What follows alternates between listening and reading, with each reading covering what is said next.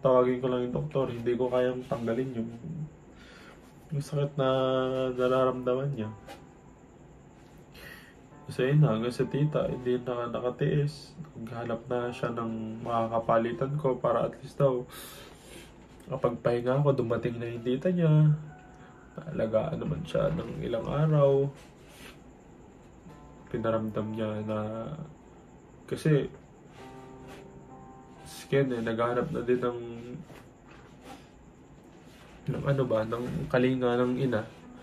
Kasi syempre as a partner, hindi ko kahit sobrang pagmamahal ko na binibigay sa kanya, iba yung alaga ng magulang. Kaya at that time si tita, nahihirapan siya umuwi kasi nasa Israel siya. So hindi naman siya agad-agad kasi may mga proseso yun. Gustong-gusto niya nang umuwi. Nag-decide na lang din siya na mag-resign sa trabaho niya for good. Kasi sobrang tagal ng visa niya. Inabot na ng 1 buwan nakakaantay. Dati niya na yung pina-process nalaman na may sakit nga siya na leukemia. Inaasikaso niya na yun. Gustong-gusto niya nang umuwi pero hindi agad pwede makauwi. Wala pa yung visa niya. Hanggang sa nag-decide nga siya na gusto niya nang umuwi na for good para mabantayan si Ken. Kaso nga lang, matagal pa. Ang sabi sa kanya, magte-take daw yun na siguro mga lagpas 1 buwan pa siyang mag-aantay. Which is hindi niya na maantay. Kaya sabi naman sa kanya ng agency, 5 days to 1 week daw darating na yung visa niya. So yun na lang yung ginram niya kasi gusto niya agad-agad na makapunta. Gusto niya nang makasama si Ken, maalagaan si Ken.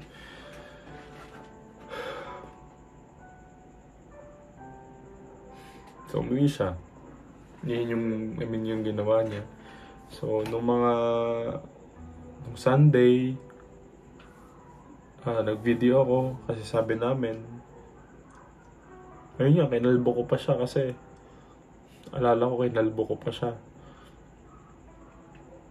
Kasi naglalagas na yung buhok niya. Nakikita ko na naglalagas na dun sa higaan niya. Tinatabi ko lang yun. Hindi ko pinapakita sa kanya na naglalagas na yung buhok niya. Kasi sabi ko dati, ayoko sabi ko nga ako ayoko ka akong alagaan ka ako siya sa loob kasi parang hindi ko kakayanin na makita siya na gano'n yung naramdaman niya. Mamumayat siya sa harap ko, sa paningin ko, tapos maglalagay yung buhok niya. Pero hindi ko rin naman natiis kasi sabi ko, isa din ako sa pagkukunan niya ng lakas ng loob. Kaya yun nga, ako pa rin nagbantay. Tapos kahit si tita, araw-araw ako nagpupunta. 2 to 3 times a day ako pumupunta pa rin sa ospital para magdala ng pagkain nila, ng mga kailangan niya. So, tas lagi lang din ako tumatawag kasi hindi ko rin naman matiis na hindi siya kamustahin. Minsan nakakapasok ako, 2 kami dun sa para lang kamustahin siya, kausapin siya. Kahit nandun yung tita niya, ganun. Kasi di rin ako panatag na hindi ko alam ano ba yung nangyayari sa kanya. Kasi hindi na may inaasikaso na rin yung tita niya. So ako na ulit nagbabantay, humanap ulit ng si tita kasi siguro nakikita niya na nahihirapan din ako kasi may times na ilang araw kaya kong hindi matulog ng ilang araw. Pero bumabagsak din yung katawan ko. So bumagsak yung katawan ko. Nakatulog ako nang hindi ko alam. Tapos ayun nga, tinatawagan lang ni tita si Ken. Araw-araw naman yung tinatawagan, pero nung time na yun, hanggang gabi, kahit nasa work siya, kahit tulog niya na lang, hindi na siya matutulog para nga sa gabi mababantayan niya pag time na bagsak talaga ako. Kasi pati pinsan niya, nagbabantay na din. So, ganun din yung routine. Araw-araw din ako pumupunta. Sa gabi, nakakatulog naman ako kahit papano. Tinatawagan ko lang siya, kausap ko siya, kachat ko. Binibigay ko yung mga kailangan nila. Pumupunta ako doon. Hanggang sa, yun nga, nag-video na ako. Kung sa TikTok na in-upload ko, yung gagaling siya kasi high hopes kami eh. Gumaganda na yung palad niya na nagpupula-pula na. So, yun na. Tapos na yung chemotherapy niya. Nagpunta yung doctor niya. Medyo natatakot lang yung doctor niya kasi ang sabi, baka daw mag-remission kami kasi mag-uulit kasi baka daw hindi umepekto dahil natigil nga. Pero ganun lang naman ang proseso. So, after nung chemo niya, natapos pa rin naman niya yung chemo niya, kailangan siyang i-BMA ulit, bone marrow aspiration. I-check ulit kung successful ba, wala na bang leukemia cells, meron pa rin ba, para alam namin yung next step namin. So, yun na lang inaantay. Pero inaantay na mag-stable na lang yung blood counts niya. So, blood transfusion kami ulit. Ilang bags yung sinasalin namin. Nakaabot na kami ng 50 bags. Sobrang dami nun. Platelets, red blood cells, lahat sinasalin sa kanya. Natigil na yung hanggang sa hindi tumitigil yung pag-uubo niya, yung lagnat din niya. Grabe, sabay-sabay na. Grabe na yung dugo. Naantay namin yung test kung nagka-TB daw ba siya or pneumonia. Negative naman. Yung sa may bleeding na. Wala nang tigil yung lagnat nga niya. Hindi namin gagawin. Ang tangi lang namin kailangan gusto na naming malaman kung saan ba nang gagaling. Yung ubo kasi yung nagpapahirap sa kanya. Kasi gusto niya nang umuwi. Kaya sabi ko, nung mga huling uwi ko dito, nire-ready ko na yung bahay, nililinis ko na, pati sa motor. Inaayos ko kasi, kumbaga, naantay ko na lang siya na uuwi na kami. Makakapagpahinga na siya, miss na miss niya na yung bahay. Gusto niya nang gumala. Gusto niya pa nga mag-Boracay nun. Sabi niya, magbaboracay niya, magbabagyo kami. Magja-gensan pa nga kami. Ang dami naming gustong gawin. Pero, nabago lahat na yun. Sabi niya, gusto niya na lang munang umuwi, magpapahinga daw. Miss na miss niya na daw yung bahay.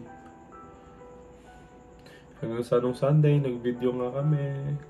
Kasi nga, para isa sa mga clips namin na journey ng paggaling niya. Pero nung araw na yon, nung Sunday na yon, pinagalitan ko pa siya kasi nung Sunday nakatulog ako ng 2 hours. Nagising ako na bumabangon siya, may nalaglag siya. Pinagalitan ko siya kasi kumikil siya sa sarili niya, naaawa na din kasi siya sa akin na bumagsak na nga ako nun. Nakatulog na ako. So, ayaw niya naman daw akong gisingin kasi naawa na nga siya sa akin. Pero naiinis ako kasi nandun lang naman ako Yun naman yung purpose ko talaga Kailangan ko siyang alagaan.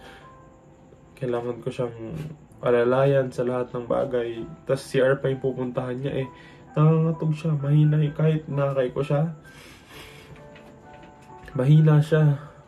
Mahina yung mga tuhod niya, yung katawan niya. Kasi nga, pinahina yung katawan niya ng chemotherapy. So, ngayon na, pinagalitan ko pa siya. Kaya sabi niya, wag daw ako magsusungit. Kasi after nun, hindi ko siya pinapansin. Kasi naiinis nga talaga ako. Sinusungitan ko siya. Pero ginagawa ko pa rin yung mga kailangan kong gawin sa kanya. Pero masungit nga ako. Kaya sabi niya, wag kang magsusungit, pero wag ka nang magsusungit. Sabi niya ganun. Tapos yun siya, nilambing ko lang din naman siya. Hindi ko naman matitiis na sungitan siya nung sungitan.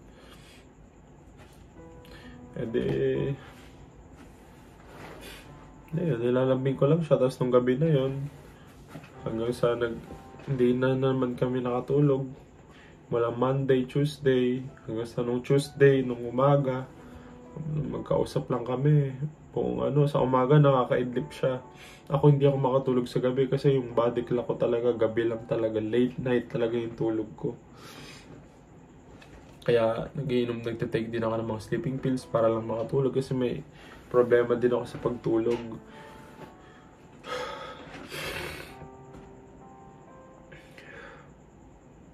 Yung tas noon nung Sunday na yun, I mean nung Tuesday na, nung umaga, siguro mga 11 or 12, wala, nagsabi siya, nahirapan nga daw siya huminga. Tapos, pag magtatry siya matulog, pag pipikit siya, yung dilaw ng mata niya, ano pa din, parang nakatirik yung mata niya. So, wala, lagi ko lang siya, inaano ko siya, nagsasalita kasi natatakot ako. Bakit ganun na? Nag-chat na rin ako sa mama niya. Sabi ko, tita, kailan ka ba uuwi? Kailan makukuha yung visa mo? Kasi, sabi ko, napapalakas ko naman yung loob niya. Pero, syempre, iba nga yung lakas ng loob na maibibigay ng magulang, ng nanay. Saka sabi ko sa sarili ko, ayoko na ako siyang nakikita ka kung ganun. So, nung nung nabasa ng mama niya, tawag-tawag na sa GC. Tapos yung lagnat niya, grabe kasi pag nilalagnat nga siya, pag binibigyan siya ng paracetamol, isang oras lagpas pa kami nagpupunas ng pawis niya kasi hindi ako pwedeng tumigil hanggat nagpapawis siya kasi hindi din siya pwedeng matuyo, uubuhin naman siya lalo. Tapos nung gabi na yun, nung araw na yun, apakatagal niya. Daw tumawag na nga yung mama niya sa GC. Bakit daw ganun na nga, na panghihinaan ng loob. Tapos yung family nga niya, may group chat kasi yung mga nakar.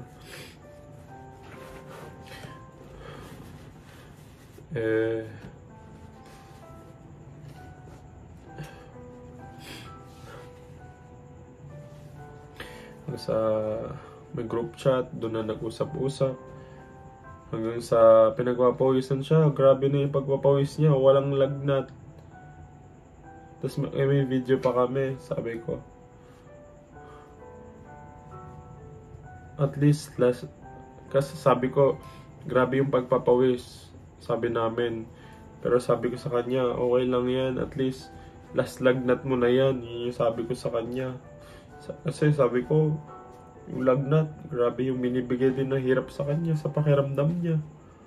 Pag nilalagnat siya, tapos inuubo pa siya, so nahihirapan lalo siya.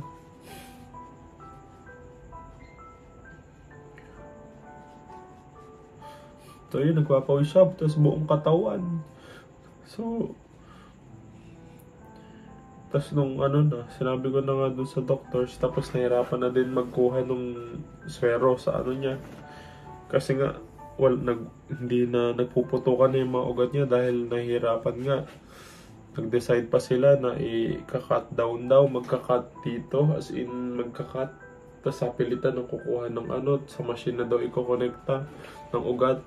Dire-diretso na siya, para dire-diretso lang siya. Tapos ayun na. Yun lang yung kailangan namin gawin kasi kailangan siya salina ng dugo at bumababa daw yung hemoglobin niya, pero hindi naman single digit yung number. Okay lang, bumaba lang siya ng konti. Hindi man siya nag-i-increase, pero bumaba siya kahit na blood transfusion siya. So, ayun na. Naganak nga ako ng doktor. Kasi madami nga silang naandun, kaya medyo matagal talaga yung proseso. Yun lang naman din kasi yung kaya naming lahat.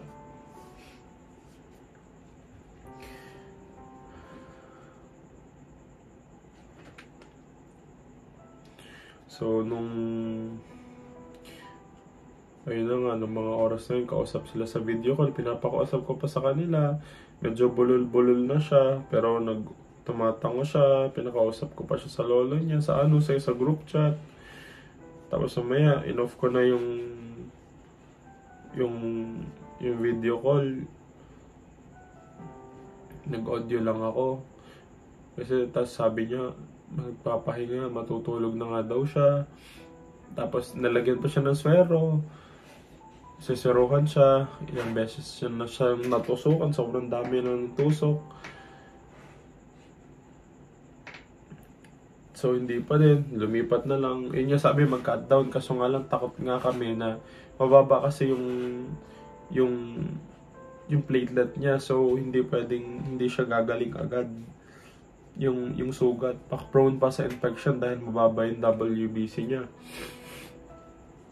So ayun na, sabi ko pagpahingin na lang po muna natin, tapos mamaya na lang po ulit, tapos dumating yun na nga, dumating na yung time na kailangan siyang siruhan sa mga galing nurse and doctors na, pero nahirapan pa rin. Pero dun sa last pang third time, ang dami ng tusok na nagawa sa kanya dito, sa kabila naman siya, tapos kahit yung dito sobrang sakit daw nun, sa kanya hindi niya na nararamdaman, manhid na, wala naman siya reaction, pero gising siya, nakakausap pa siya, tumatango pa siya, so nag-oo pa siya.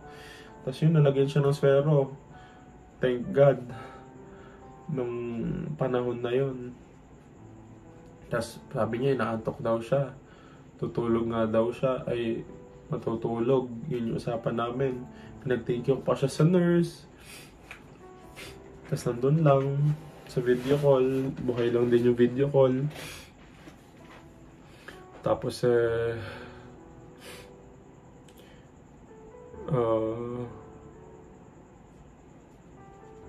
ayun na, yung last words namin,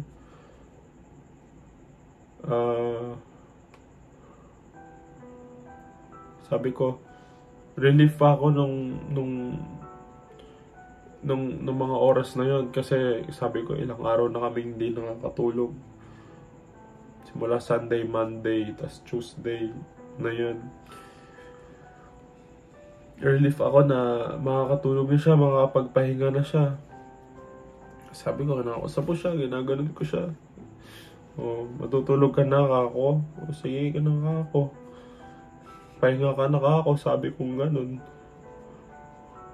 Hindi ko naman alam na yung pahinga pala niya na yun na gusto niya, yun na, pahinga. Pahinga pang habang buhay. Yun lang. Kasi akala ko matutulog na siya. Sabi ko, sige na kako. I love you kako. Tapos, sumagot pa siya.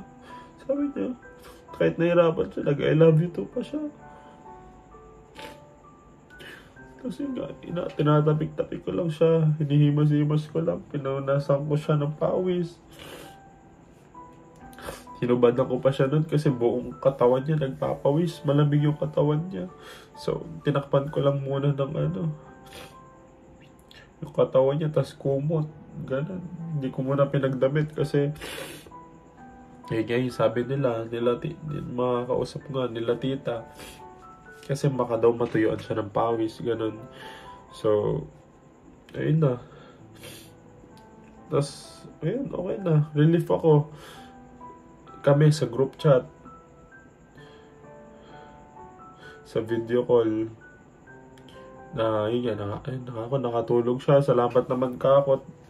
Kasi ilang araw na nga kami hindi makatulog sa nararamdaman niya. Tapos inaisip namin yung pagpapalitan. Pero nung araw na yun, parang, ayun na nga, nag-uusap kami na hindi mo na ako uwi. Kinabukasan na lang. Yung sabi, ang pinoproblema lang namin yung damit. At wala na nga siyang masuot. Kasi ako kasi naglalaba. Pag umuwi ako sa bahay, naglalaba nga ako. Tapos nagpupunta ako sa kanila. Bumibili ng pagkain. Naghahatid ng pagkain. Ng mga kailangan nila.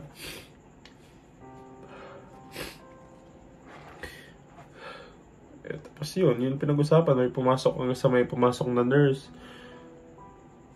May mag-check daw ng BP. Kailangan daw i-check yung BP. Kasi bago ko sasalihan nga daw siya ng dugo.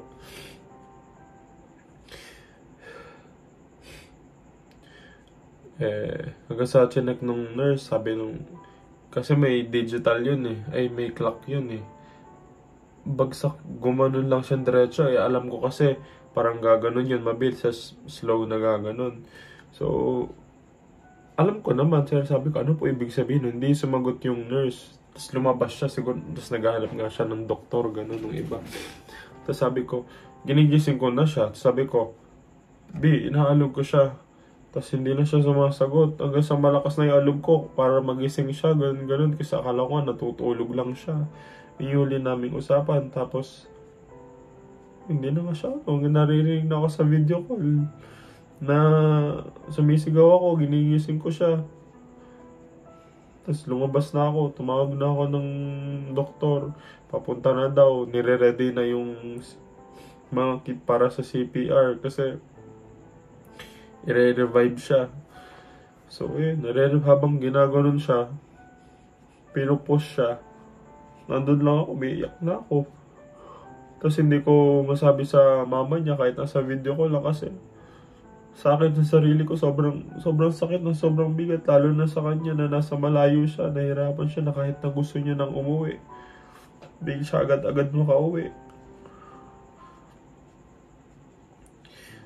Kasi sabi na nung i-revive nga daw nila kasi hindi na siya humihinga pero yung puso niya tumitibok pa rin pero sobrang hina na lang daw. So sabi kung hindi daw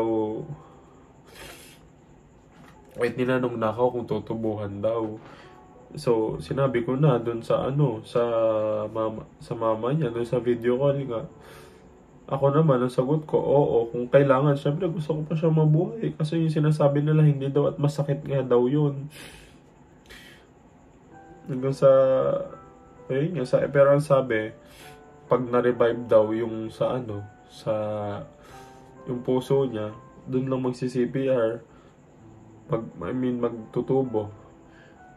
Ang kaso nga lang, hindi na yung puso niya. Hindi na nga na-revive yung puso niya. So, wala din.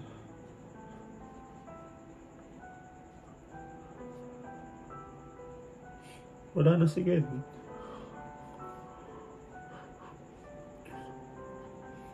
Tapos wala na. Nag-iiyak na ako. Tawakan ko siya, wala na yung...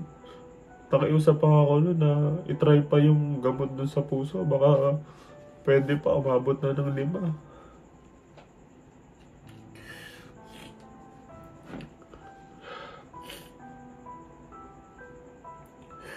Pero wala. Iiyak lang ako. Tapos dinabitan ko pa siya. Kasi yun lang naman yung problema namin. Yung damit niya, wala na ka siyang masuot. Pero pinasuot ko lang sa kanya yung damit ko. Para hindi nga muna ako umuwi kasi yun ang usapan namin. Hindi mo na ako uwi.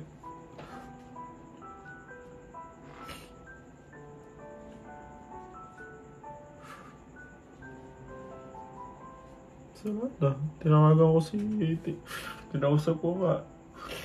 Wala na nga si Ken, yung sa mama niya. Tinawagan ko rin si mama. Wala naman kami magawa na. Kundi umiyak lang.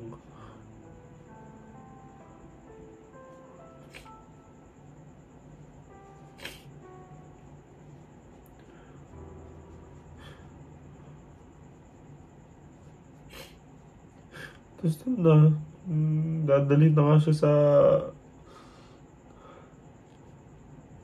sa funeral service. Dadalhin na siya sa Gabaldon kasi doon yung angkan nila eh. So, ayun nga. Hindi ako sumama muna. Kasi kahit grabe na yung pag-iiyak ko sa ospital. Alam kong hindi ko pa rin na ilalabas lahat nung iyak ko. Kaya sabi ko, gusto ko lang ako muna umuwi, mapag-isa sa bahay. Kasi umuwi ako mag-isa sa bahay. Iniyak ko lang ng iniyak. Gusto sinabi na pala ng mga kapitbahay namin doon sa mama ni Ken. Kasi kakilala ng mama ni Ken yung kapitbahay namin. Narinig daw yung iyak ko nga.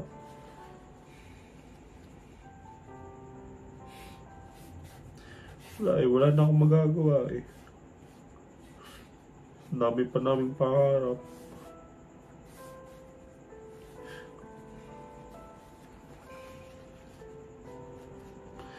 Pag-SK niya, hindi na natuloy. Grabe yung may leadership siya eh. May vision siya. Maganda yung platform na gusto niyang gawin. Yung pinaglalaban niya. Maganda. Kaya susuportahan ko siya doon. Sa lahat naman ng bagay eh. So lang, yun, hindi niya na magagawa. Dami pa kaming plano sa resto namin. Gusto pa namin magtuyo ng bar.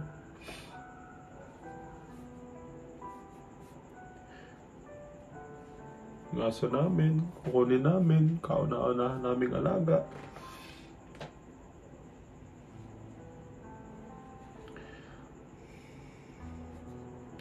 Pero yun, sabi nga nila, mahalaga na lang,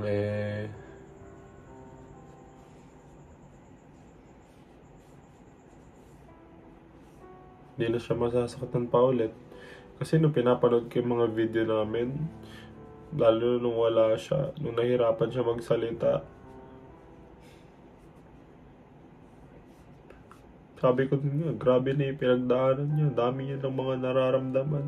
Hindi ko lang ramdam, hindi lang nung namin ramdam kasi pinapalakas namin yung loob namin. Sa isip namin, nagagaling siya. Yun yung nasa isip namin. Pero at least, ngayon, hindi ka na masasaktan pa. Ako na lang.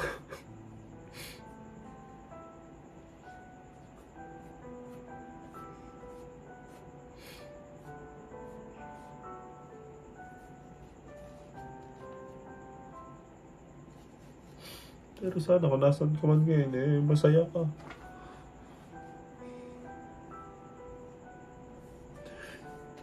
Sana wala ka nararamdaman na sakit. Puro happiness na lang. Sana masaya ka pinapanood kami. Sana gabayan mo kami. Tulungan mo ako na... sabi ko, tutuloy ko lahat ng pangarap natin eh.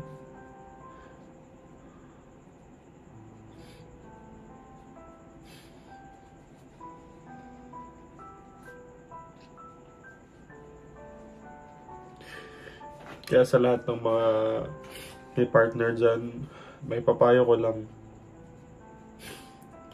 Mahalin natin yung partner natin habang nandyan pa. Talagang i-cherish nyo yung every moment. Isang tabi nyo na yung mga pagtatalo. Kailangan laging masaya kasi hindi mo natin alam kung kailan babawiin Lord yung mga mahal natin sa buhay. Tulad na, napakabilis lang. Wala pang 2 buwan. Sabi ko, inilabas ko na lang siya.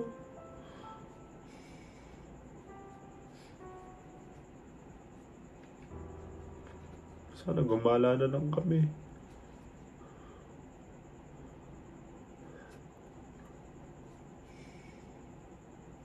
Sana nagpahinga na kami sa bahay. Dahil miss na miss nyo na nga yung bahay.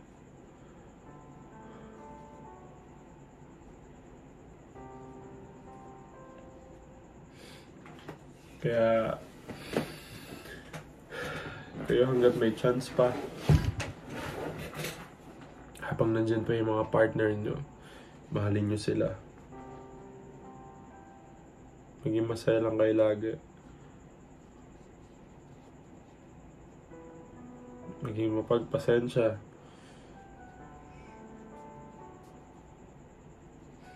Yun lang, mahalin nyo lang sila na sobra. Paramdam nyo na. Huwag nyo din ipaparamdam yung pagod nyo sa kanila.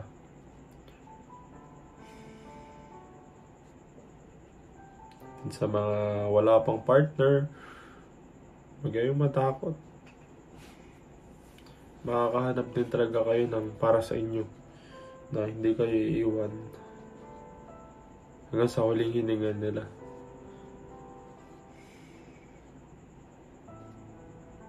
Huwag kayong matatakot. Kasi pag hindi natakot kayo, wala kayo lalong makikitang partner. Hindi nyo malalaman kung siya ba talaga yung para sa inyo.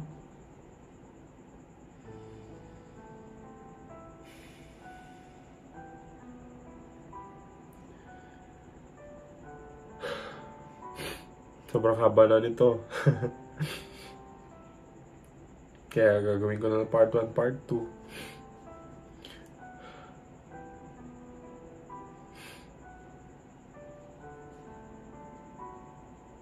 Ngayon sa mga plans ko sa buhay, hindi ko pa masagot eh. Sobrang sakit pa eh. Pero sabi ko sa sarili ko, gusto kong maging busy. Gusto kong magpakasaya lang muna. Kasi every moment, tulala. Siyempre, lagi ko lang naman siya nasa isip. Hindi na mawawala yun eh. Yung business namin, gusto ko yung tuloy yun. Pero, kailangan ko muna pag-isipan ng mabuti kung paano ko sisimulan. Gusto ko, maayos muna ako.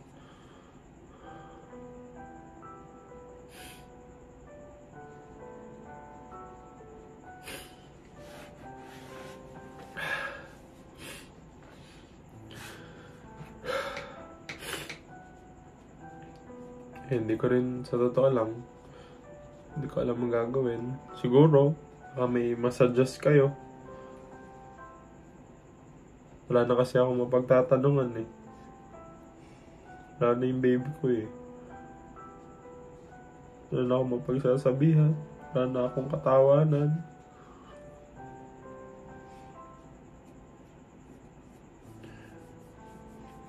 Pero sana nandyan pa rin kayo. Babies namin. Mga kaibigan namin. Family namin tinuturing. Sana nandyan pa rin kayo. At sa lahat ng mga tumulong, nagbigay ng tulong, nagmahal, sumuporta, nagpunta nung mga huling sandali na nakasama natin si Ken. Maraming salamat sa inyo, sa pamilya niya, sa lahat-lahat. Hindi ko na kasi maisa, sobrang dami niya, pero sobrang salamat. Gaya nga ng sabi ko dun sa speech ko.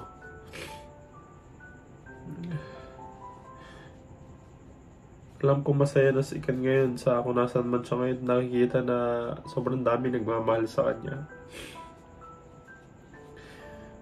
Dami nagkakaisa para sa kanya. Kaya maraming salamat sa inyo. Ako na rin na nagpapabatid ng pasasalamat niya.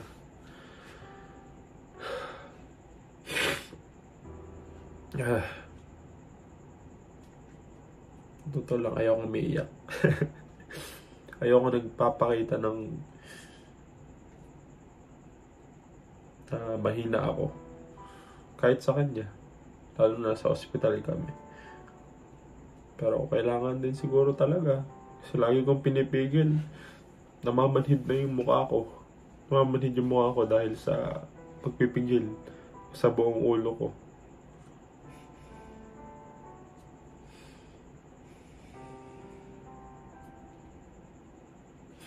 So I think hanggang dito na lang.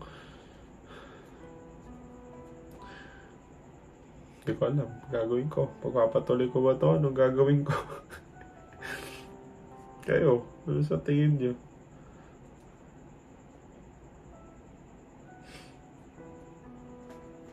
Sige na.